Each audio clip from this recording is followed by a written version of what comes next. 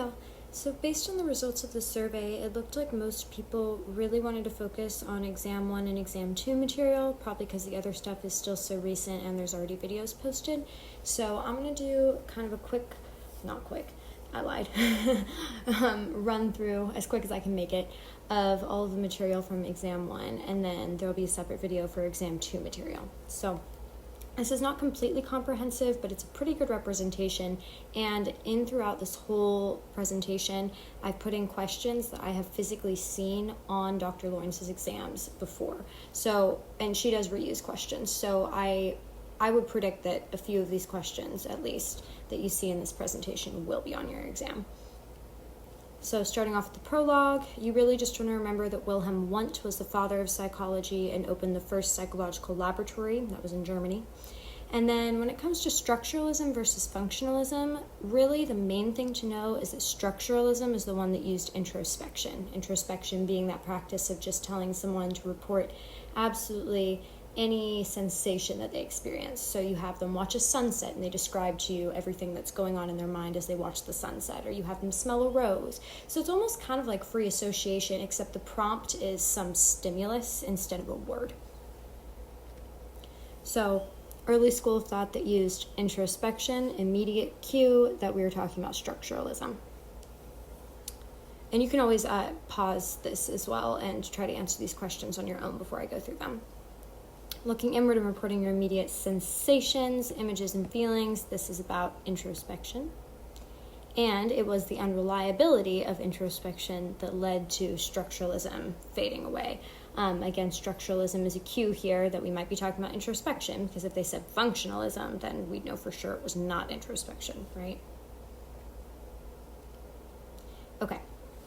So really what I've done here for the psychological approaches is I've just cataloged key words, and this is all that you need in order to answer these questions. So if you see mental processes, mental activities, or thoughts, it's likely cognitive psych, unless it says those things and also brain activity, and then it's cognitive neuroscience. So you're looking for brain activity, brain function, stuff like that, or any mention of like electrochemical or just even electrical recording inside the brain, like an EEG, along with, like I said, those mental processes, mental activities, and thoughts.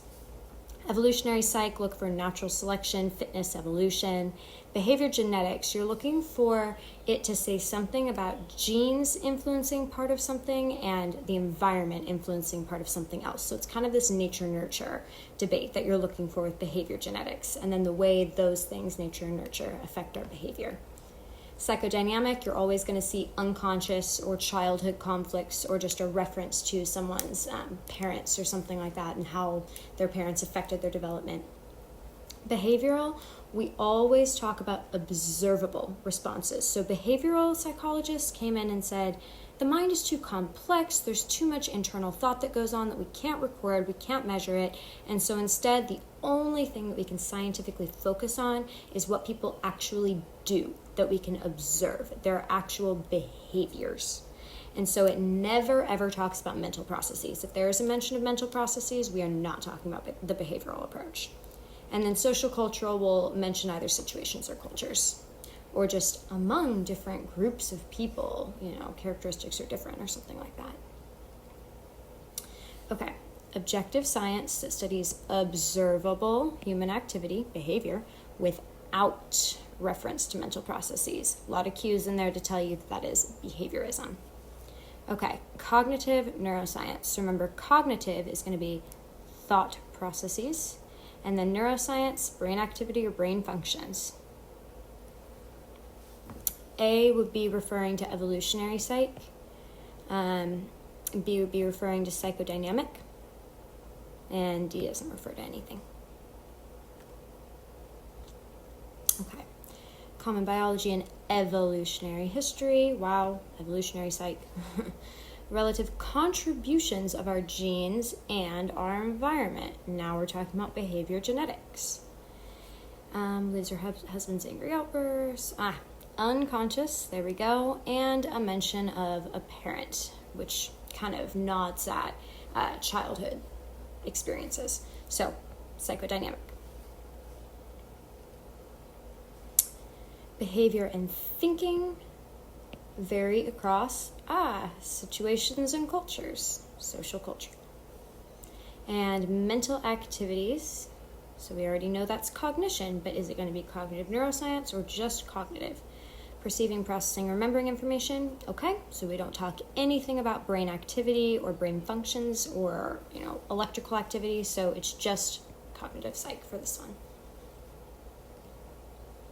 Okay, so counseling psychologists do not treat psychological disorders. Counseling psychologists are for day-to-day life issues. You have problems with your marriage, with schooling, with anything that is not a psychological disorder, just some issue in your life that anyone could encounter. That's something that a counseling psychologist deals with. A clinical psychologist does treat psychological disorders, but without the use of medication. So we treat psychological disorders through like cognitive therapy or behavioral therapy or things like this that do not involve the use of medication. And then a psychiatrist will prescribe medication. So this is also for psychological disorders, but we don't do any of those other techniques. We just prescribe medication. And this is the only person who has a medical degree, an MD, out of these four. And then a community psychologist, really the main key to look for here is that we're talking about the group or the betterment of a group of people, whether that's everyone in a school, everyone in a corporation, everyone in some kind of business or hospital or something like that. So Dr. Vasquez helps people make career choices by assisting them in identifying their strengths and weaknesses. No mention of a psychological disorder, so this is just a counseling psychologist for day-to-day life issues like choosing a career. Clinical psychologists specialize in providing therapy to troubled people, but they do not provide drugs. That would be a psychiatrist for D. Okay. Community psychologist would be the answer here because we're talking about the betterment of a group of people, of all of the people in this case, not just a specific person who has some kind of psychological disorder. Specialist most likely to have a medical degree is definitely a psychiatrist. Now, these other ones can have medical degrees, but it is not a requirement to be a counseling psychologist or a clinical psychologist or a community psychologist to have a medical degree. But that's why we say most likely over in here, because it's possible that these people still went on to get their MD and then decided to practice clinical psychology or something like that. But most likely to have a medical degree, definitely a psychiatrist, because you have to have one to be a psychiatrist. Okay. Adam started feeling tense and anxious, and he frequently stays home from work. Okay, so even though we haven't explicitly mentioned a psychological disorder, remember how we classify psychological disorders in Chapter 15 as being something that interferes with your day-to-day life. So because he's frequently staying home from work, the anxiety is so bad that it's interfered with his day-to-day life, we are talking about a psychological disorder here.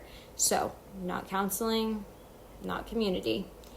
Now, there's no reason for Adam to immediately go for drugs as the treatment here because we don't even have a diagnosis. So the first place you should go is to the clinical psychologist just to get evaluated in the first place, and then they can refer you to a psychiatrist if you do have some kind of condition that requires the use of medication to treat it.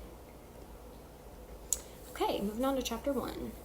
So remember that operational definitions are carefully worded definitions of variables in a research study. So if I'm trying to measure aggression, that could look like a lot of things. So I'd have to operationalize what aggression is. Is aggression an angry look on someone's face? Is aggression the actual use of physical force against somebody? We have to carefully word our definition of aggression so that it's something that is measurable. And that's really the key to an operational definition, is it has to be measurable because the whole goal is to be able to replicate someone else's study. And if their definition isn't good enough, then you can't really replicate their study very well because your understanding of that variable could be different than their original understanding that they used in the study. So you want to make sure that your operational definitions are really carefully worded so that other people, any competent person, could copy your procedure exactly and get the same data that you did. Okay. So exact procedures for measuring an experimental outcome or a variable is known as an operational definition. Repeating the essence of a previous research study, so here's kind of that keyword repeating, to verify that the findings of the original study can extend to another group of participants that you have under different circumstances, is called replication. To replicate is to repeat. You can kind of think of it like that. That's why repeating is such a good keyword. Okay. So there's descriptive research, correlational research, and experimental research. Within descriptive research, there's 3 types of descriptive research. A case study, where we study one individual in depth, like Phineas Gage, who is the man who had the iron rod go through his skull. Naturalistic observation, we observe people in a natural environment. And the key here really is just that we're not manipulating anything. We're not going in there and setting up some kind of test to see if they're going to pass it, or, some kind of experimental condition. That's what experimentation is for. Descriptive research just describes. It does not manipulate, right? So naturalistic observation is just observing people's natural behavior. And then surveys are those self-report questionnaires I'm sure you filled out 9 million of by now.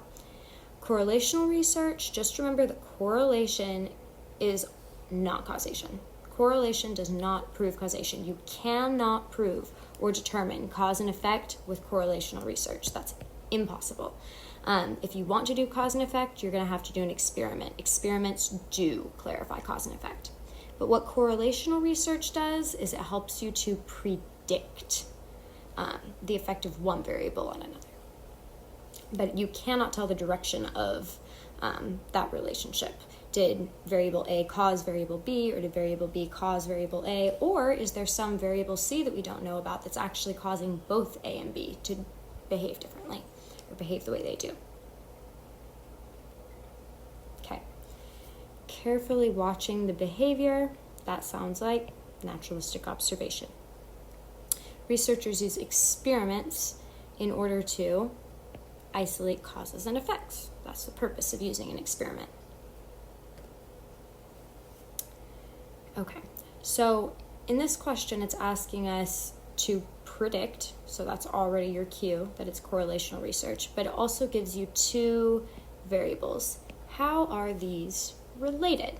The extent to which these, economic status is able to predict political preference, that's clearly giving you 2 variables that may be related to one another, which is why we're talking correlational. To understand the unusual behavior of an adult client. Okay, so careful investigation of a bunch of aspects of this client's life. Their situation, their physical, social, cultural, educational history. So what are we doing here? We're doing a case study. This is not naturalistic observation because you're actually looking at a person's historical records. For it to be naturalistic observation, you'd have to watch the behavior of the client. But his, physical and educational history and stuff is not his behavior. So that's why we're doing a case study, because we're looking at one person in depth in order to understand their unusual behavior and be able to treat them. Okay. So for this one, we're looking to investigate the relationship between religious beliefs and attitudes toward abortion. Immediately, I would sort of think, oh, we're looking for a relationship between 2 variables. This is correlational research, only that's not what it's asking us for.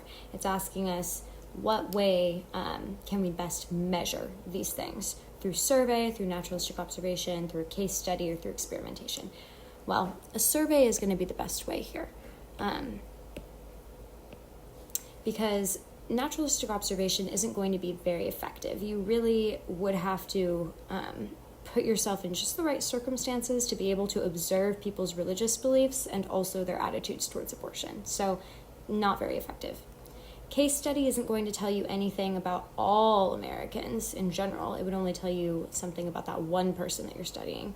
And then experimentation isn't a good option either, because we can't manipulate religious beliefs in order to see how they affect attitudes toward abortion. Doesn't make any sense. Okay. New technologies like smartphone apps and body-worn sensors have enabled a collection of big data by means of, now this one is actually naturalistic observation, even though it seems like kind of an atypical example. So This is because you're not doing anything to manipulate the situation. People have chosen to download these apps. People have chosen to buy these sensors to put on their body to measure, their steps or their heart rate or whatever. And collecting that big data is just naturalistic observation, because that's what we're observing people naturally doing. You don't have to physically be present to watch them do it. You just need to have the data that hasn't been manipulated in any kind of way. Okay. Random sample and random assignment. These are really important. So the definitions for these are very similar. So for a random sample, that means that every member of the entire population that you're interested in studying has an equal chance of being selected to participate in the study. Random assignment says we already have our random sample, but every member of that random sample has an equal chance of being selected to either be put in the experimental group and receive the treatment, or in the control group and receive a placebo.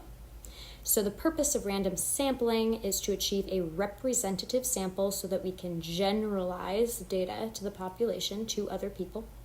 And the purpose of random assignment is to minimize differences among the two groups. So, we have our random sample, and we need someone for an anxiety drug group, and we need people for a placebo group.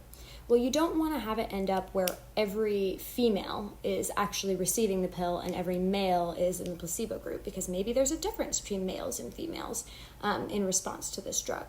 So we want to have about an equal number of males and females in our control group and in our experimental group. We want to have about an equal number of white people and black people and Asian people, etc., in our control group and in our experimental group. So we're trying to minimize the differences between the two groups by randomly assigning them so that those differences sort of even out, essentially, and get minimized. Okay, randomly assigned the experimental group in a research project involves being assigned to that group by chance. Chance is your key word here because we're randomly assigning. All of these are just wrong. To assess reactions to a proposed tuition hike at her school, Ariana sent a questionnaire to every 15th person. This is random sampling. So it can't be random assignment because we don't yet have our sample. We're trying to get our sample, and we're doing it by randomly sampling every 15th person so that it's not that the selection is affected by a certain characteristic of any given person. It's just where you happen to fall on the list.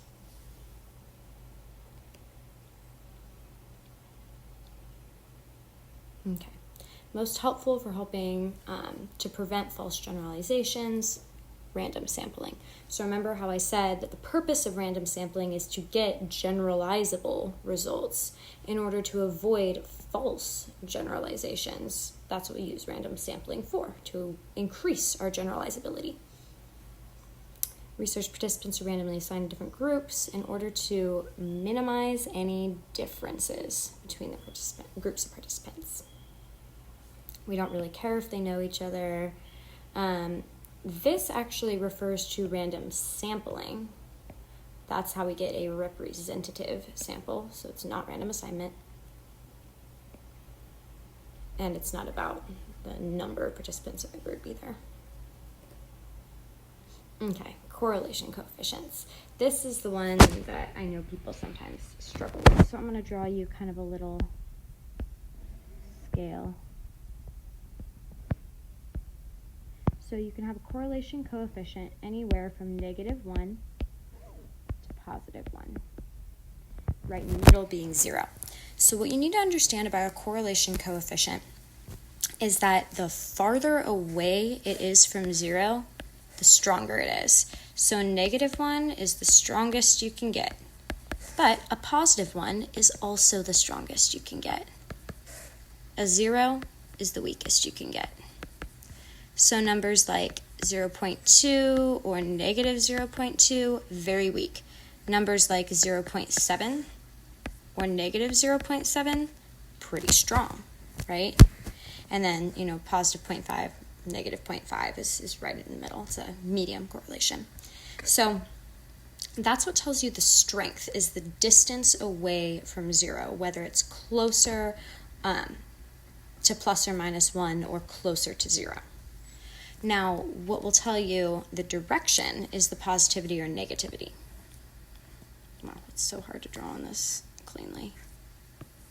So if you have a positive correlation coefficient, let's say a positive 0.8, for example, then your data is going to trend upward so that your line goes to the upper corner. But if we had a negative 0.8 correlation, then this is going to trend downward, meaning that as one variable increases, the other variable decreases for a negative correlation. Their directions do not match. One variable goes one way while the other one goes the other way. Whereas in a positive correlation, they either both increase or they both decrease. So they travel in the same direction. So with that, which is the strongest degree of correlation, so we're looking for the number that's closest to 1, whether it's positive or negative. This we can automatically knock out because it's outside of our range, and negative 0.98 is going to be our strongest correlation coefficient here because it's the closest to 1 or negative 1 and the farthest from 0. This would be considered a very weak correlation, C, and B is a small correlation. But A is almost absolutely perfect. A researcher would be most likely to discover a positive correlation. So remember, positive means they both increase or they both decrease together between intelligence and academic success. Okay, so if you're more intelligent, are you also more academically successful? Probably. If you're less intelligent, are you less academically successful? Probably. If you're more impoverished, are you going to have better physical health? Definitely not. That's a pretty clear, incorrect association. If you have more self-esteem, are you likely to be more depressed? No, that doesn't make a lot of sense either. The higher your school grades are, the higher your absences are? Also probably not. So you see how that's kind of the thought process you want to have when you're going through a question like that. Okay, a psychologist discovered that wealthy people are less satisfied with their marriages than poor people are. This would indicate that wealth and marital satisfaction are related. How? Well, what it's saying is as wealth goes up, we see wealthy people, right, compared to poor people. As wealth goes up, satisfaction with your marriage goes down. So they are clearly not traveling in the same direction. The more wealthy you are, the less satisfied you are with your marriage, compared to poor people who are less wealthy and more satisfied with their marriages. So this has to be a negative correlation because the variables are traveling in different directions. If they were positively correlated, then what we would be saying here is that wealth increases and marital satisfaction increases too. But that's not what this scenario has suggested, even if you think that might be the actual truth of it. Okay, which of the following correlations between self-esteem and body weight would enable you to most accurately predict body weight from knowledge of level of self-esteem? So actually, none of these words, literally none of them, are important except for most accurately predict. What that's asking you for now is the strongest correlation that you've got, because you're not going to be able to make accurate predictions off of small correlation coefficients, because that tells you the variables aren't related. So the most accurate measurement is going to be the strongest correlation coefficient you have, the one that is farthest away from 0 and closest to plus or minus 1, which in this case is A. A correlation between physical attractiveness and dating frequency of positive 0.6 would indicate. So if it's positive, then that means as physical attractiveness increases, dating frequency also increases. And this is a medium to strong correlation. So physical attractiveness has no causal influence on dating frequency. You might be tempted to choose this because we're always saying correlation is not causation, but we actually can't determine that there is no causal influence. With correlational data, you just can't prove that there is a causal influence or a causation, but that doesn't mean that there isn't. You just can't prove it with correlation. You have to prove it with experiment. So we can't determine that there's no causal influence because we can't determine causation at all from a correlation. More frequent dating, so an increase in dating frequency, is associated with lower levels of physical attractiveness. Nope, that would be a negative correlation. If your correlation coefficient was negative 0.60, then that would be the correct answer. It's impossible to predict levels, no, because this correlation coefficient is pretty strong. Okay. It puts this in the opposite, which is why it can be a little bit confusing to people. But less frequent dating is associated with lower levels of physical attractiveness. This is fine, so long as the variables travel in the same direction. So more physical attractiveness equals higher dating frequency, therefore less physical attractiveness equals lower dating frequency. So D is still a correct interpretation of the information given.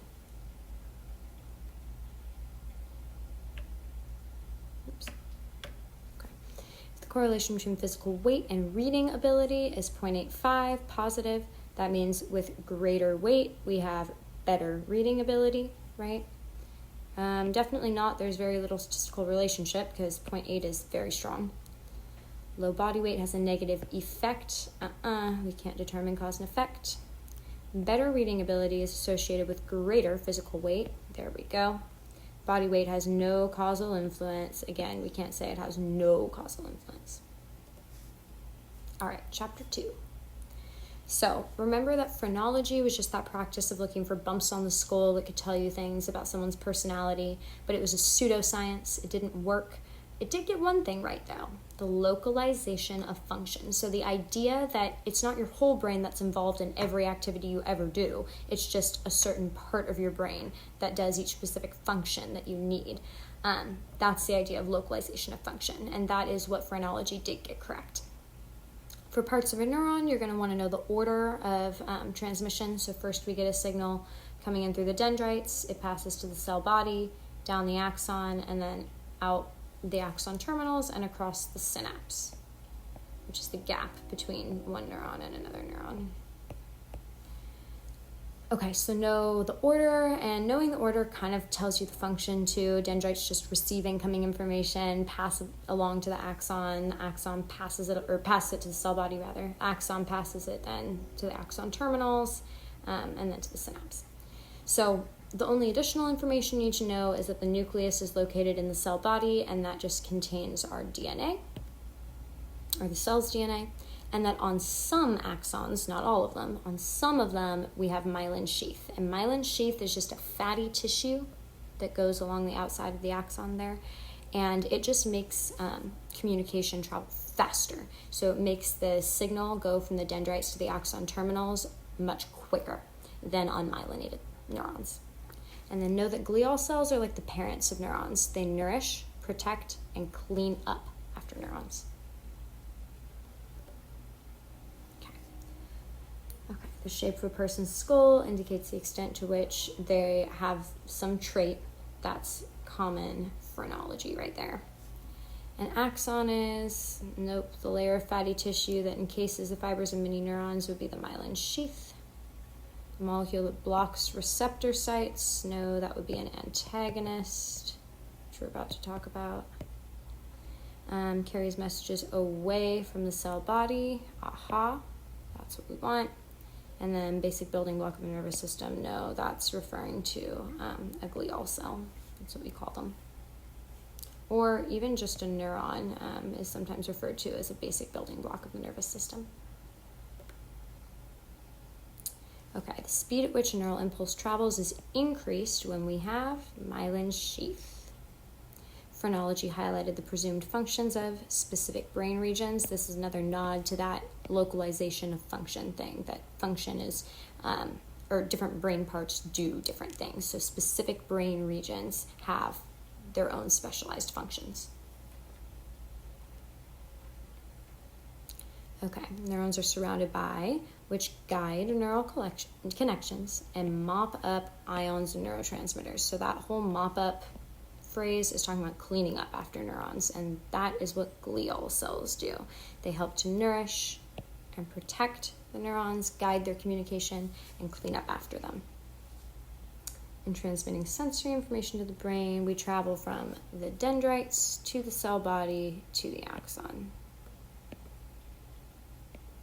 So this is really just knowing the order. Okay. So an action potential is just an initial electrical charge. It may or may not result in the firing of the neuron, but it has the potential to make the neuron act, right? It has the potential to depolarize the neuron enough for it to actually fire. But any depolarization, whether it reaches threshold or not, is an action potential. The threshold is the level of stimulation that you need in order to fire. So, arbitrarily, let's say on a scale from 1 to 10, that it has to be at least an 8 in strength to get the neuron to fire. Well, that measurement right there, the 8 is the threshold, the amount of intensity that you have to provide a neuron with in order to cause it to fire. So really kind of the amount of depolarization that needs to occur in order for a neuron to fire as well. A refractory period is just a short amount of time after a neuron is fired where it can't fire again. And the all or none response says a neuron either fires or it doesn't. You can't have a neuron fire at half intensity. It's either going to fully fire or not fire at all. So the gun analogy is if I push the trigger on a gun twice as hard, it's not going to make the bullet go twice as fast. The bullet's still going to travel at the same speed, whether I hit the trigger just enough to make it fire or I hit the trigger way harder than I need to make it fire. Same thing with a toilet. If I'm flushing a toilet, it doesn't matter if I push down on that handle as hard as I can or just enough to get it to flush. It's going to flush at the same speed, the same intensity, either way. An action potential is generated by the movement of ions. You should know this just because neurons are totally electrical communication. So we're not going to be talking about glands because that has to do with hormones. We're not going to be talking about vesicles, not going to be talking about glial cells. It's the movement of ions, something that's going to depolarize the neuron. Increasing excitatory signals above the threshold for neural activation will not affect the intensity of an action potential. This indicates that a neuron's reaction is an all or none response. The minimum level of stimulation required to trigger a neural impulse is the threshold. Excitatory signals to a neuron have to exceed inhibitory signals by a minimum intensity in order to trigger an action potential. So we have to excite the neuron enough for the action potential to even release in the first place. Okay. Neurotransmitters and their functions. So for acetylcholine, you should be looking for words like memory and learning. If we're ever talking about Alzheimer's, that's a link to not enough acetylcholine. For dopamine, your keywords are attention and emotion, whereas for serotonin, it's arousal and mood. So understand that these are similar to one another. Attention and arousal, emotion and mood, these are very similar. But emotion is kind of the key word here because we really talk about emotion being implicated a lot in schizophrenia, either having no emotion at all, flat affect, or expressing too much or inappropriate emotion, like laughing when you hear that someone has passed away or something like that.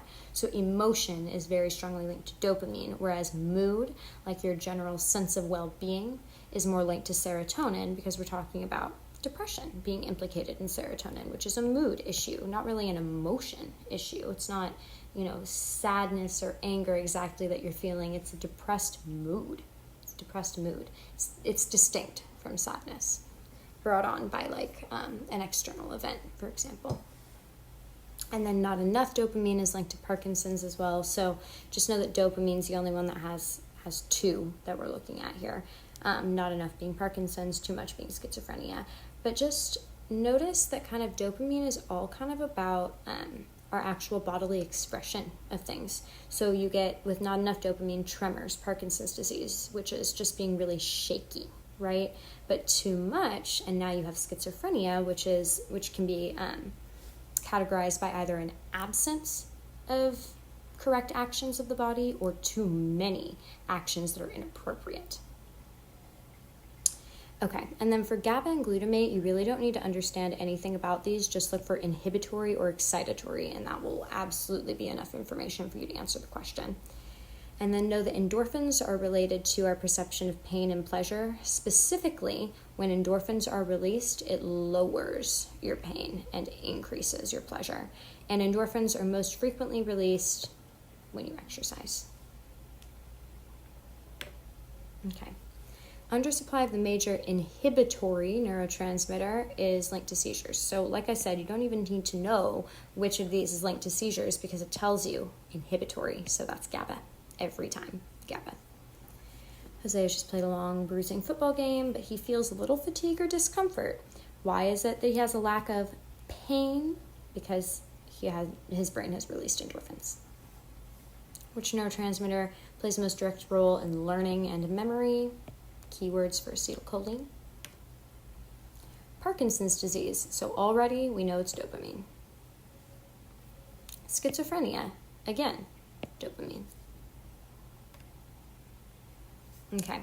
So an agonist is something that increases the amount of neurotransmitter released, or it blocks or decreases reuptake. So we talked a little bit about this in the past, but I want to kind of give you a little illustration. So this is the end of a neuron, pardon my horrible drawing. Those are the axon terminals. Then we've got a synapse, and now we've got the dendrites of the new neuron, the cell body, axon, so on and so forth. So when we're talking about reuptake, so the sending neuron or the axon terminals release little molecules of a neurotransmitter. Little diamonds. Okay. And so reuptake is once these get attached, so there's enough for 4 of them to attach, but this guy's left behind. He doesn't have anything to attach to. So reuptake would take this last neurotransmitter and reabsorb it back into the body, recycle it back to that sending neuron. So reuptake actually stops a neurotransmitter from binding to the receiving neuron and exerting its effect. And so when you block reuptake, when we stop this reabsorption from happening and we just wait for these guys to get processed and then this guy can attach to one of the free spaces, that's actually an agonist. We are increasing the action of the neurotransmitter by blocking the process of reuptake, by blocking it from getting reabsorbed, okay? And so a selective serotonin reuptake inhibitor, the most common treatment for depression, is an agonist. An agonist, because it stops the reabsorption, it stops reuptake, it stops the body from reabsorbing and deactivating their neurotransmitter. Instead, it just allows for the neurotransmitter to have more time to find a place to bind to. Now, an antagonist is either going to block a receptor site or increase reuptake. So again, working off the same example, here are your axon terminals, and then here are your dendrites of the next neuron, right? And so these are those receptor sites that are just waiting for a neurotransmitter to come along and bind. Right, here are all of our neurotransmitters. So if an antagonist comes in and it blocks these receptor sites, gets in the way, now these guys have nowhere to bind, right? They have nowhere to go. So instead, they all just go down and get reuptaken, I guess. And so because we're blocking these receptor sites, we're not allowing the neurotransmitters to bind. Instead, we increase reuptake. They don't know where to go, so they just get reabsorbed. Any drug molecule that occupies a neurotransmitter receptor site and blocks its effect is an antagonist. Any drug molecule that blocks the reuptake of a neurotransmitter is an agonist. Endorphin agonists are likely to increase or decrease one's immediate pain. Well, if it's an agonist, we know that endorphins decrease pain. So it's going to decrease the immediate pain. Endorphin antagonists, we're stopping the endorphins from decreasing pain, are likely to increase one's immediate pain.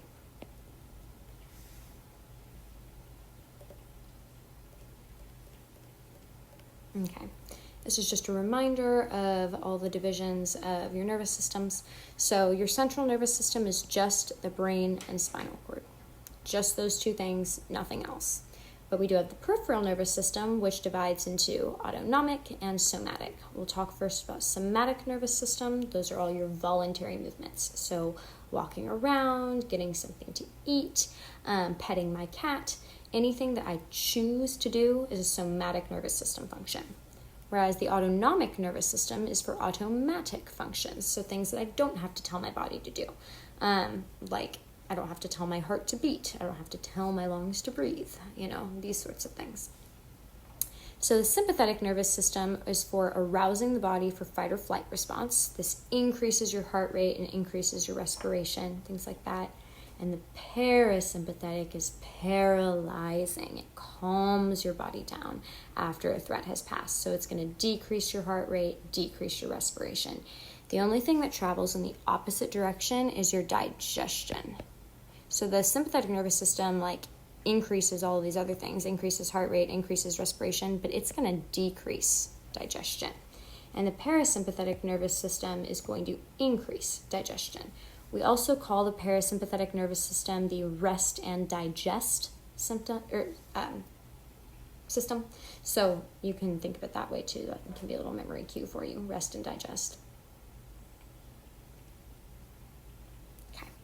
The somatic nervous system is a component of the peripheral nervous system. The central nervous system consists of the brain and spinal cord. B refers to the autonomic, that's such a lie. B refers to the peripheral nervous system. And then D refers to the autonomic nervous system. A isn't referring to any of these systems. The part of the peripheral nervous system that controls the glands and the muscles of the internal organs. If it's an internal organ, you don't have to mess with it. It functions and regulates itself all on its own, making it an autonomic nervous system activity. You come home one night to find a burglar in your house, your heart starts racing, so you have an increased heart rate, you begin to perspire, increased perspiration. These physical reactions are triggered by the sympathetic nervous system because, again, this is for fight or flight responses. So if you have a burglar in your house, well, we're preparing to deal with a threat, fight or flight. Accelerated heartbeat is to a slowed heartbeat, as the sympathetic is to the parasympathetic. The part of the PNS that controls the movements of your mouth and jaws as you eat is the somatic nervous system. Voluntary movement. I'm choosing to move my mouth and jaws to eat. Okay. Remember the limbic system? This always gets asked about. Remember that that's the amygdala, the hypothalamus, and the hippocampus. The amygdala is all about fear and aggression. The hypothalamus is about regulating your bodily functions, like your temperature, your pH, really kind of anything for homeostasis. And then your hippocampus is for explicit memories. So you've got your frontal lobes located right behind your forehead. They're good for planning, judgment, decision-making, and self-control. And inside the frontal lobes is the motor cortex. Parietal lobes are located right behind the frontal lobes. Their function is to process sensations of touch. And inside of them, we have the somatosensory cortex, because it's for your sensory sensation of touch. Your temporal lobes are located above the ears on either side. Function is hearing, so in here we have the auditory cortex. Nice and easy. Occipital lobes at the back and bottom of the head. Function is vision, so we've got the visual cortex. So really, the temporal and the occipital are kind of giveaways. If you know temporal is for hearing, well, auditory cortex makes sense. If you know that occipital is for vision, then visual cortex certainly makes sense. So the only ones to really commit to memory are frontal lobes and parietal lobes. But again, if you know that the parietal lobe function is all about sensations of touch, then you're going to remember that that's somatosensory cortex, and only the motor cortex is left, which sort of doesn't appear to have any direct relationship in such a easy sense. The neural center in the limbic system processes explicit memories, hippocampus. Receive the input enables you to feel someone scratching your back. That's got to be the parietal lobe, because that's a touch sensation.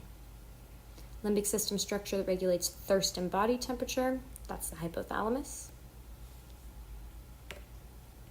Surgical removal of a large tumor from the occipital lobe result in extensive loss of brain tissue, so we're most likely to suffer some loss of, it's got to be visual perception, because that's the function of the occipital lobe. Muscular coordination would be a frontal lobe damage.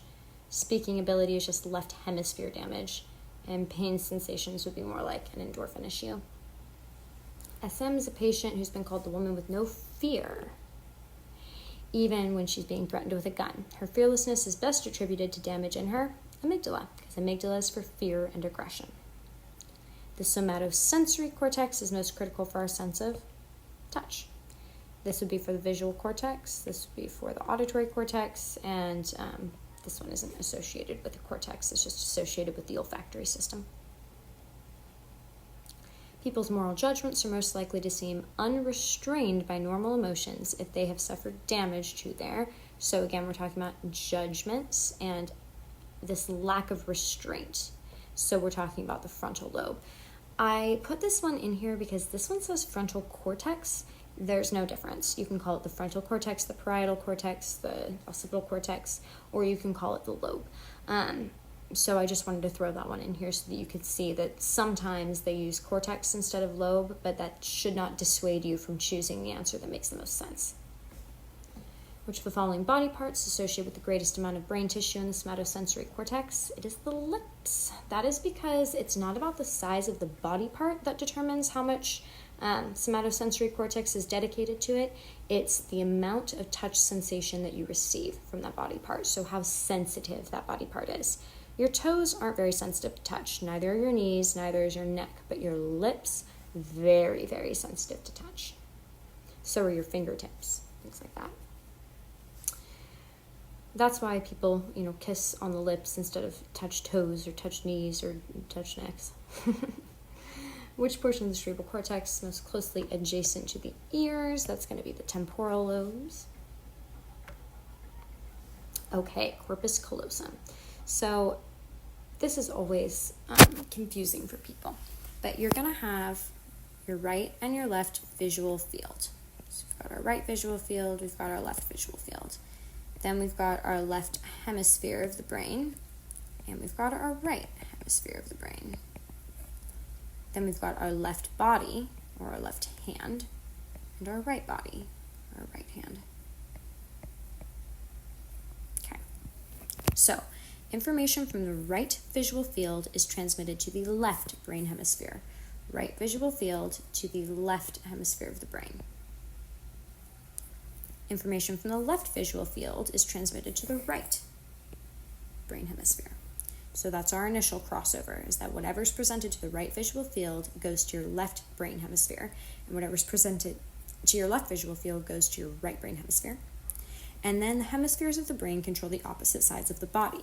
So your right side of your brain controls the movements of your left side of the body, and your left side of the brain controls the movements of your right side of the body. So I honestly just recommend drawing out this diagram anytime you solve a corpus callosum problem. So what's going to happen is also what you need to know is that the left hemisphere is the only side of your brain that speaks. So if they ask you the question, what will the person say that they saw, you're looking for whatever is being transmitted to their left hemisphere. So let's go ahead and do an example. Okay. We'll get to an example in a second. Corpus callosum is a wide band of axon fibers that communicates between the two hemispheres. So the corpus callosum is the fibers that exist between each of your hemispheres that allow your brain sides to communicate with one another, which is why we call patients who have a severed corpus callosum split brain patients, because the two sides of their brain are no longer connected by the corpus callosum. They are split or separated. Okay, example, beautiful. So, like I said, I always draw out left visual field, right visual field, left hemisphere, right hemisphere, left body, right body. and draw out my crosses. Okay, so a picture of a dog is briefly flashed in the left visual field. I'm also going to change colors with my pen here.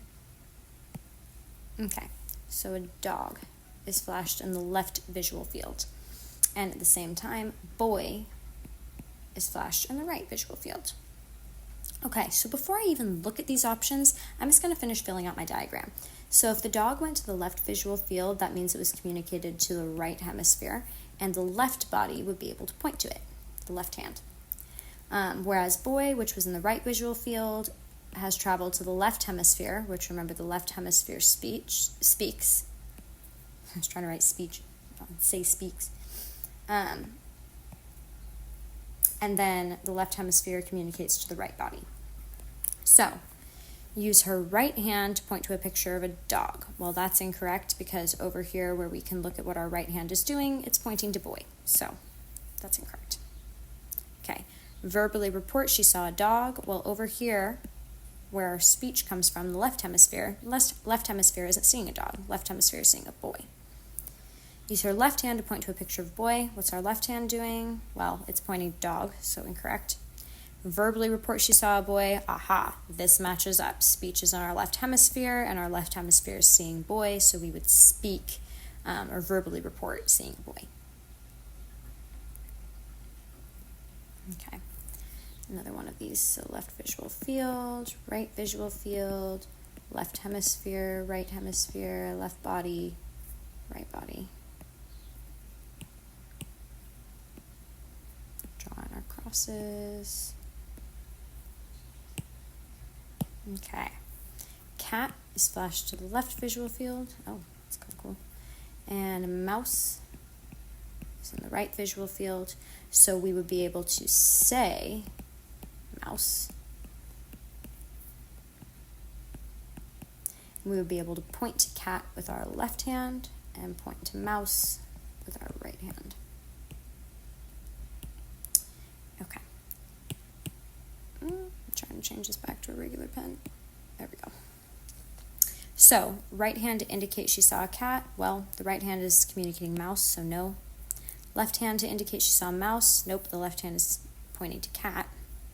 Right hand to indicate she saw a mouse. Aha, this matches up. Left or right hand to indicate she saw a cat. Definitely not going to happen because the right hand has no knowledge of the cat. The left brain and the right hand has no knowledge of the cat. It's only seen the mouse. Okay, chapter 3. Types of attention. So selective attention is when you choose to tune out or ignore stuff that's irrelevant so that you can focus on the important stuff. So you use selective attention every single day. When you're having a conversation with someone and you're ignoring the sound of the light buzzing or the sound of the air hissing through the vent or the sound of your pets walking around or something like that, that's using selective attention. I'm tuning out the stuff that doesn't matter and I'm only paying attention to the stuff that does matter. Inattentional blindness is just you fail to see a visible object because you're distracted by something else. Change blindness is you don't notice that something in your environment has changed around you, like the color of a curtain, or this was the example where someone had asked someone for directions, and while they were turned away explaining those directions, someone else came in and swapped out places with the person who originally asked, and we were trying to see if the person would realize they were talking to a different person. Most of the time they didn't because they were experiencing change blindness. And then blind sight is an actual medical condition where you can't recognize objects, but you can sometimes still respond to them. So, a condition where a person can respond without consciously experiencing it is blind sight. While a man provided directions to a construction worker, two experimenters rudely interrupted. The man's failure to notice that the worker was replaced by a different person illustrates change blindness. Something had changed in the environment, failed to notice.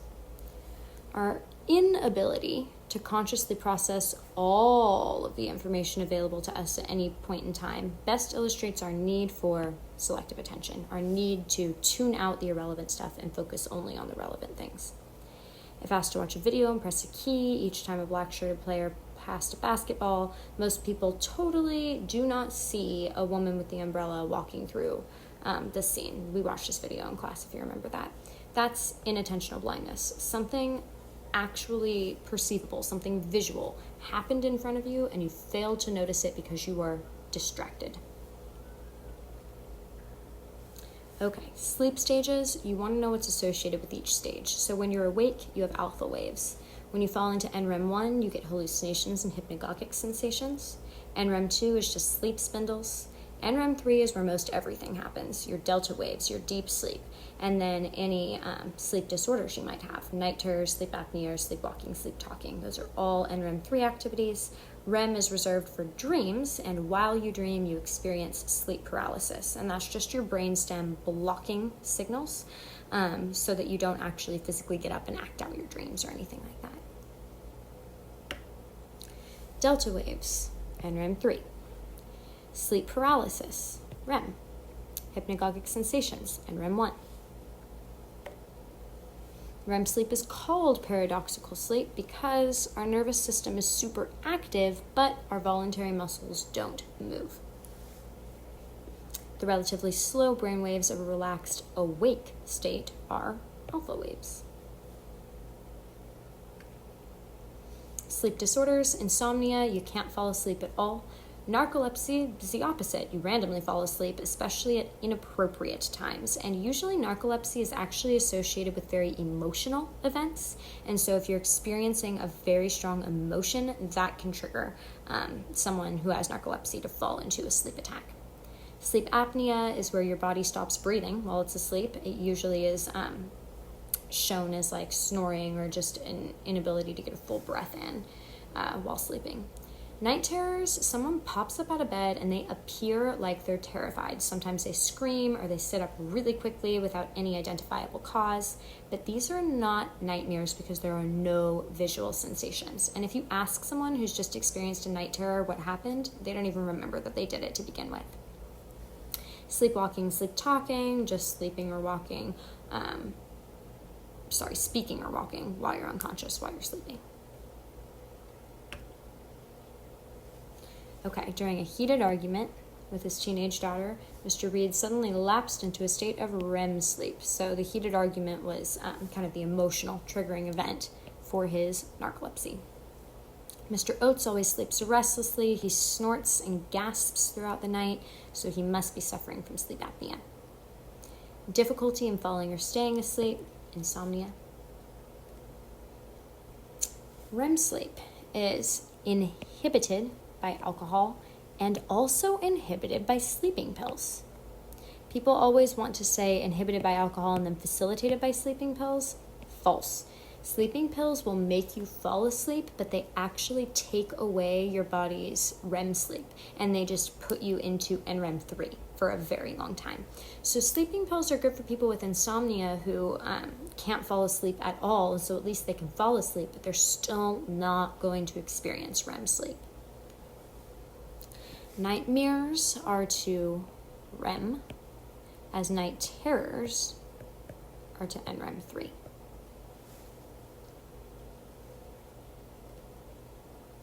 Okay, types of drugs. Remember that depressants slow down your bodily functions, and those are barbiturates and opiates. Some examples, alcohol, heroin, and morphine. Stimulants are going to speed up your bodily functions, so those are amphetamines like caffeine, nicotine, cocaine, meth, and ecstasy. And then hallucinogens create false sensations or hallucinations, right? When you see, hear, taste, touch, or feel something that isn't really there. LSD is the only true example of a hallucinogen that we have. Ecstasy is a mild hallucinogen. Marijuana is also considered a mild hallucinogen. And this is mostly because ecstasy and marijuana don't produce visual sensations. They can sometimes amplify experiences that you have, but they don't create completely false sensory experiences the way that LSD does.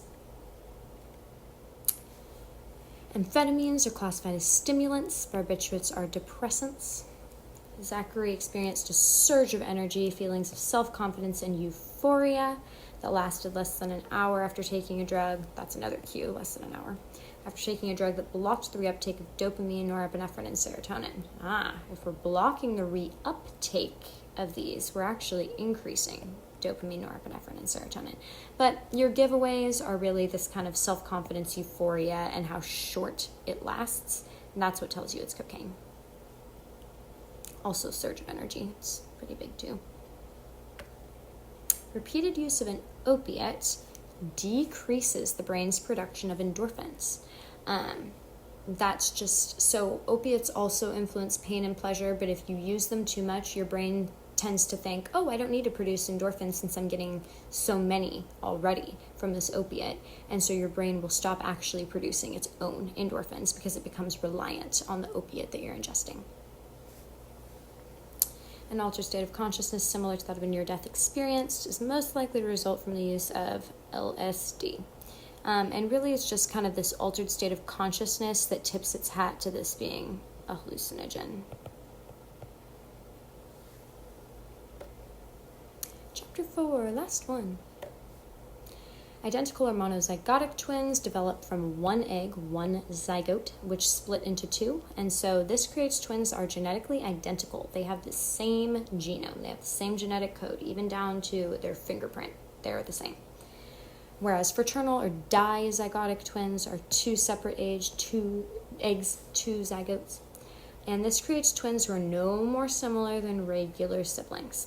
Also remember that when we're doing twin studies, we always want to compare identical twins raised apart with identical twins raised together, because this is how we figure out what sorts of things are environmentally influenced. Because if we're using identical twins in both cases, well, then they're genetically similar. We already have the genetic part figured out, right? But we're comparing the ones who are raised apart, who should have different environments, with ones raised together who had the same environment. So we're isolating just the variable of environment by creating studies that work in this way. You would never compare apples to oranges. You would never compare identical twins to fraternal twins. It doesn't make any sense. Twins who develop from separate fertilized eggs are called fraternal or dizygotic twins.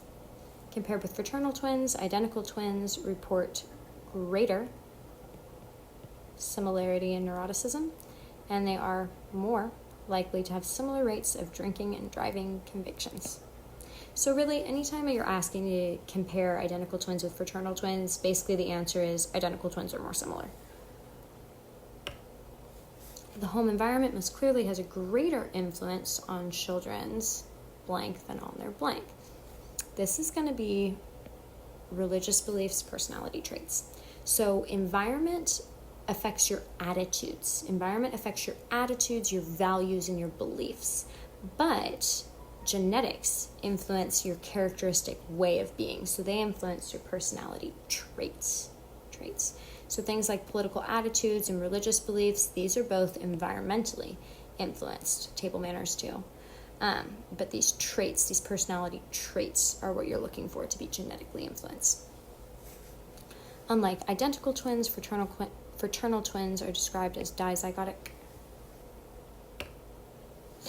Okay, remember that temperament is a person's characteristic emotional intensity, how dramatically they react to things in general. Are you easily set off, or are you pretty calm? Temperament is completely genetically influenced. That's important. It is all nature, no nurture. And then the individualism, collectivism debate we've talked about before. Individualists prioritize themselves over the group, and individualist societies are also called independent. Collectivist societies prioritize the group, the collective, over their self, and so they're also called interdependent societies. People living in a culture that promotes collectivism are more likely in those individualistic cultures to report experiencing greater family obligations. All of these other ones are associated with individualist societies. Professor Schenker believes that her students' most important personal characteristics are those that distinguish them as being unique or different from most other people. So that is an individualistic belief. Collectivists want people to not express their uniqueness or their differences. They all want to fit in. That's the goal of collectivism. And an infant's temperament refers most directly to its emotional excitability or emotional reactivity or emotional intensity. All the same thing.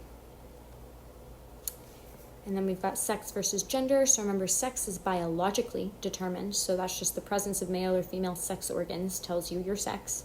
But gender is more on sort of a fluid scale. Gender has to do with your psychologically influenced characteristics. So like kindness and warmth is considered to be sort of a feminine characteristic, but that doesn't mean that men can't be kind and warm. And dominance or aggression is kind of associated as a masculine characteristic, but that doesn't mean that women can't be dominant or aggressive, right?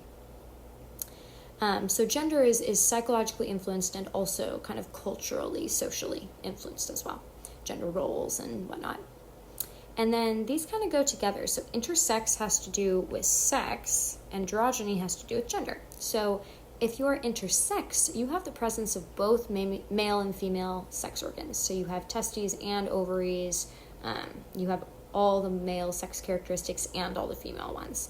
This is very rare, but it does sometimes occur. So the fact that sex is written right in there should cue you that this is an issue with sex, your biologically influenced characteristics.